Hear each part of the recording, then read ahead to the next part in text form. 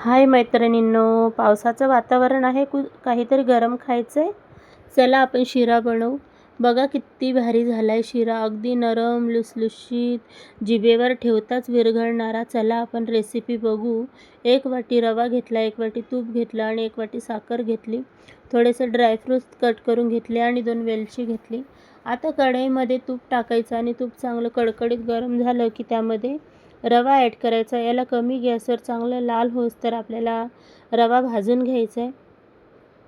दुसऱ्या साईडला मी एक छोटं पातेलं घेतलं. त्यामध्ये ज्या वाटीने रवा घेतला होता त्याच वाटीने 2 वाटी पाणी टाकेल मी. म्हणजे जे 1 वाटी रवा घेतला होता तर 2 वाटी पाणी पुरेसं असतं. हे परफेक्ट मेजरमेंट आहे आपल्या शिऱ्याचं, जेणेकरून आपला शिरा ना अगदी नरम लुसलुशीत होतं. चिकट होणार नाही किंवा कडक होणार नाही. ज्याला दिवसभर तरी ठेवला ना तो नरमच राहील. इथे आपला रवा देखील भाजून झाला. आता त्यामध्ये साखर ॲड केली मी. याला आता चांगलं 1 मिनिट फिरवून घेऊ आणि जे पाणी गरम केलं होतं ते यामध्ये ॲड करू. गॅस पाणी टाकताना कमी ठेवायचा, जेणेकरून पाण्याचे शितोडे आपल्या अंगावर उडणार नाही. गॅस कमी ठेवायचा. बघा शिऱ्यामध्ये पाणी पूर्ण मिक्स झालं. किती भारी झाला बघा. 2 मिनिटामध्ये आपला रवा पूर्ण एकजीव झाला. किती भारी झाला आहे ना. कलर तर इतका भारी आला होता रव्याचा आणि स्वाद तर तुम्ही विचारूच नका, 1 नंबर लागत होता.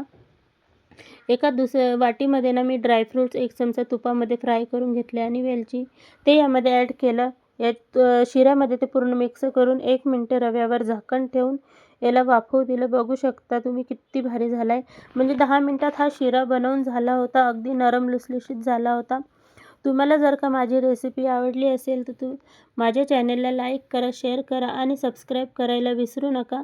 आणि अशा पद्धतीने शिरा बनवून बघा, तुम्हाला नक्की आवडेल. थँक्यू.